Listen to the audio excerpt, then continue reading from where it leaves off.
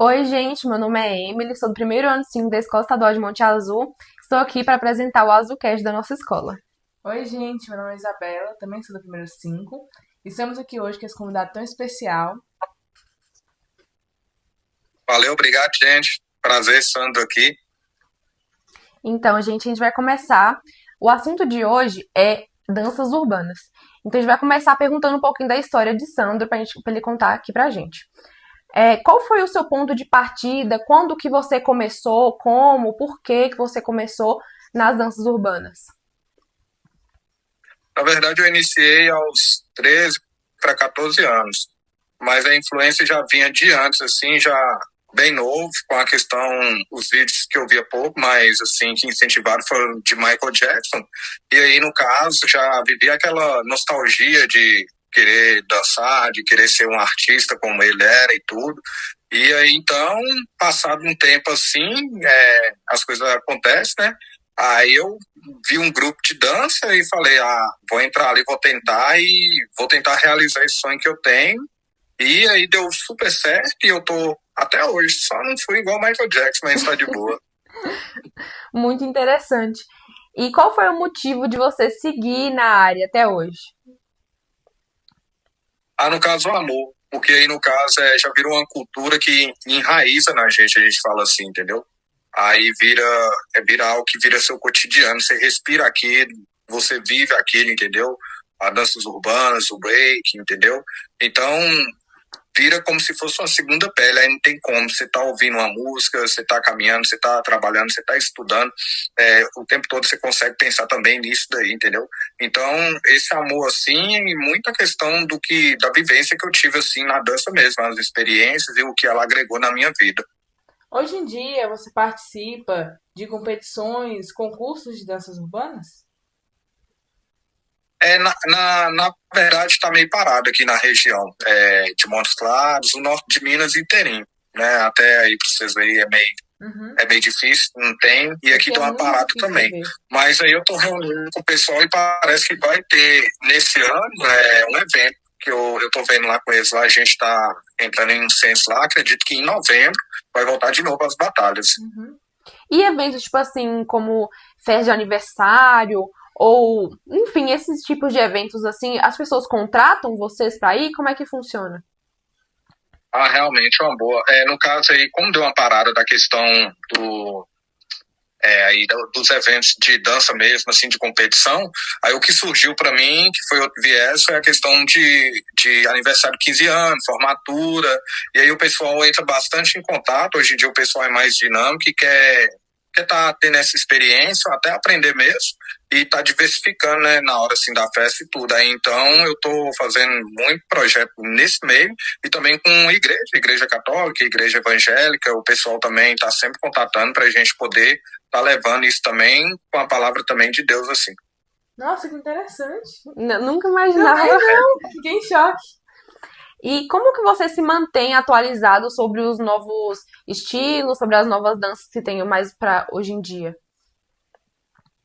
A gente, no caso, corre atrás, trocando ideia com o pessoal assim que está mais à frente ou que está em regiões como São Paulo, BH, e também através do YouTube, que assim facilitou demais a vida, né? Hoje em dia, os mecanismos assim de redes sociais, principalmente o YouTube, ele ajuda pra caramba e globaliza, né? Você não tem mais aquele distanciamento. Então, quando eu não troco ideia com esse parceiro meu, no caso, eu tô vendo ali de algum b-boy ou alguma big girl, entendeu?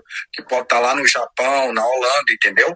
E a gente vai e procura, é como se fosse um estudo, assim como é para vocês, entendeu? Às vezes vai no livro, às vezes vai pela internet e essa questão, assim, a milhão mesmo assim, a gente consegue tanta informação. E qual é que é seu maior orgulho profissional hoje em dia? No caso, vocês falam na área da dança, sim? Isso, isso. A questão, assim, dos projetos sociais que eu pude participar, ajudar e estava envolvido, entendeu? Igual projetos na luta contra o câncer, entendeu? De ajuda comunitária, principalmente para a periferia. A gente, assim, principalmente eu, a gente vem de uma zona periférica e a gente vê que tem muita dificuldade, entendeu? Para o pessoal, assim, principalmente a pessoa de baixa renda, a pessoa nele e tudo, tem sempre a questão do preconceito e tudo. Então, você poder estar ali, ajudar seu irmão, seu vizinho, seu colega, entendeu? Então, foram muitas pessoas assim que eu pude estar presente na vida e formando assim na questão da dança, mas você forma um cidadão de bem, uma pessoa que talvez é bem tímida, a partir do momento que ela começa a dançar, ela começa a transmitir, se comunicar com o corpo, ela se solta para qualquer outra coisa, desde um trabalho de escola, vocês que estão aí, sabe, às vezes é difícil estar explicando ali na frente tudo, a pessoa tem uma certa timidez, entendeu? Até uma entrevista de emprego. Então a dança, ela ajuda justamente nesse meio aí também, da pessoa ela se desprender e ela ser uma pessoa mais comunicativa e mais ativa, assim. Verdade. Então esse é o orgulho. E como que você cria suas coreografias para um evento, por exemplo? As coreografias são criadas, às vezes, com base no tema que, às vezes, quem contrata ou quem chama fala, entendeu? Ou, às vezes, é pela questão da música também, que a pessoa passa ou que eu escolho. E vai também da ideia, né? Às vezes eu acordo e aí tenho a ideia de alguns passos e tudo, e aí eu vou testando aquilo dali, vou tentando, até que eu vejo assim, tem um encaixe legal e coloca. Ou quando um cliente, alguém assim, da área assim, vai e pede, eu queria uma coreografia, alguns passos assim, vamos supor mais retrô, no estilo anos 90, que é mais a questão de passos, entendeu? Ou então, quando o pessoal pede, eu quero algo mais moderno e tudo, aí você entra com a questão meio robótica, que é o pop, ou o crump. Uhum. Como você lida com a pressão e os desafios da sua profissão? É como qualquer outro tipo de profissão e assim, de arte, tem sempre uma pressão. E aqui no Brasil ela exerce muito mais porque o nosso governo, os nossos governantes, eles não dão assim, uma estrutura boa, né? Desde a questão de educação, que envolve também isso, até a arte, a gente é muito abandonado. Se você vai na área assim, você vê que não tem assim um apoio, não tem uma ajuda assim de maneira nenhuma. Então a pressão que você lida muito mais às vezes é com isso, com essa questão, às vezes a pressão também da discriminação, que por mais que a gente está aí no século XXI, com tanta coisa que já chegou, inovou, mas ainda tende a questão do preconceito, que às vezes a pessoa pensa que acabou, mas não. Ele ainda está ali, está bem vivo, bem enraizado ainda, e principalmente aqui no nosso país, bem miscigênio, como se fala, né? Eu acho que uma parte meio pesada de praticar dança hoje em dia é o preconceito e a falta de valorização, porque é muito pouco valorizado. As pessoas sofrem muito preconceito com isso. Você acha que Exatamente. tem, por você ser um dançarino como homem, você sofre mais preconceito com isso ou tem mais esse preconceito pro lado de mulheres na dança urbana, né? Eu acredito que ele é igual, entendeu? Talvez até a mulher ela sofra mais, porque como é um estilo de dança, vamos dizer, mais agressivo, entendeu? Então, às vezes, pra menina, pra mulher, ela tá entrando e se torna uma Big Girl, aí eu acredito que tem um impasse maior, entendeu? Porque vai desde as vestimentas, entendeu? Até o estilo do que a pessoa vai estar ouvindo, a pessoa vai estar praticando os passos, porque geralmente alguns pais vão querer que a filha faça balé, axé, forró, né? Aí na hora que vê a menina, às vezes, praticando ali um movimento, de power move, como a gente chama, que no caso aquele giro com as costas, giro de cabeça, entendeu? Aí eu acredito que às vezes para a menina fica um pouco mais pesado por conta disso, entendeu? Mas em ambas as partes, assim, é algo que é bastante, assim, bem pesado mesmo assim, às vezes sofre. Eu acho que cada tipo de dança tem um preconceito, por exemplo. Se você vê na área do balé, o homem sofre mais preconceito com aquilo e o da mulher é mais valorizado. Isso. Eu acho Realmente que você falou uma coisa certa aí, que no caso, se o homem vai fazer o balé, aí já olha Já assim, é meio que desconfiado e discriminado. tudo. E a mulher, às vezes, quando entra no break, que é um território mais dominado pelo gênero masculino, aí também sofre essa questão aí. Você exemplificou bem. sim. Eu acho que é isso uma das coisas que mata um pouco a arte do Brasil. Muito preconceito hoje em dia. Mesmo que já está muito avançado, ainda é muito pesado o preconceito. Talvez a pessoa até quer praticar, mas o medo do preconceito, às vezes a pessoa quer seguir a profissão, mas sabe que vai ser desvalorizado, então a pessoa acaba deixando de lado, infelizmente. Realmente. que você falando aí, eu parei para prestar atenção, você falou de vários movimentos que você realiza, né, nas danças. Você poderia explicar algum desses movimentos, o nome, para a gente conhecer melhor? Sim, no caso, o breakdance ele é derivado de vários tipos de dança ao mesmo tempo, entendeu? Então, geralmente, o b-boy ele desenvolve o top rock, que é o movimento de abertura, onde ele praticamente se mostra, ele entra ali na roda, no palco, entendeu? Então, é com o movimento top rock. Geralmente, a maioria dos b-boys eles vão para a parte do footwork e freeze, entendeu? E os power moves, entendeu? Geralmente os nomes são esses mesmos, são bem americanos, entendeu? Mas aí no caso top rock significa praticamente uma abertura, footwork, é sapateado, freeze é a arte de gelar, é quando o b-boy ele faz um movimento, uma espécie de exercício e ele consegue frisar aquele movimento, segurar por pelo menos 3 segundos. Os power moves, no caso, power de explosão, então movimento de explosão, né? Quando os movimentos de giro com a cabeça, com as costas, e por aí vai. Só que tem uma gama maior. Isso daí é só a parte do b-boy, o break raiz. Mas aí a gente tem o pop, a gente tem o crump, a gente tem o lock, entendeu? E aí tem diversos cantores e cantoras que desenvolvem isso. No caso, a Beyoncé, ela desenvolve, no caso, o pop, que ela é uma cantora pop, entendeu? A Britney, no caso, tem o Chris Brown, entendeu? Ele também vem a essa pegada pop e tudo, e alguns artistas brasileiros também desenvolvem. Uhum. E tem alguma celebridade que você acompanha e admira hoje em dia? Ou algum profissional? Daqui do Brasil eu acompanho muito e admiro o B-Boy Neguinho. Ele começou, porque fica muito parecido comigo, ele começou na capoeira e da capoeira os movimentos são muito parecidos. Aí ele foi pro hip hop, para as danças urbanas. E ele se tornou em 2010 o primeiro brasileiro, primeiro B-Boy no caso, brasileiro campeão mundial pela Red Bull PC One. Então foi um feito assim muito grande, já que países sul-americanos às vezes não chegavam nem para as qualificações. Então o cara chegou e dominou em um país onde a cultura hip hop ficou muito forte, que é o Japão. Então, com vários b-boys de lá, ele se destacou e se sagrou campeão, e até hoje ele é tido como um dos melhores bailarinos, b-boys, entendeu? Hoje ele vive lá nos Estados Unidos, justamente fazendo shows para cantoras como Madonna, Lady Gaga, esse pessoal. Então ele conseguiu, assim, um status assim, enorme, assim, e um salto de profissão e de arte, assim, gigantesco, que a gente sempre torce, e eu sempre tô seguindo e vendo tudo que ele faz por aí.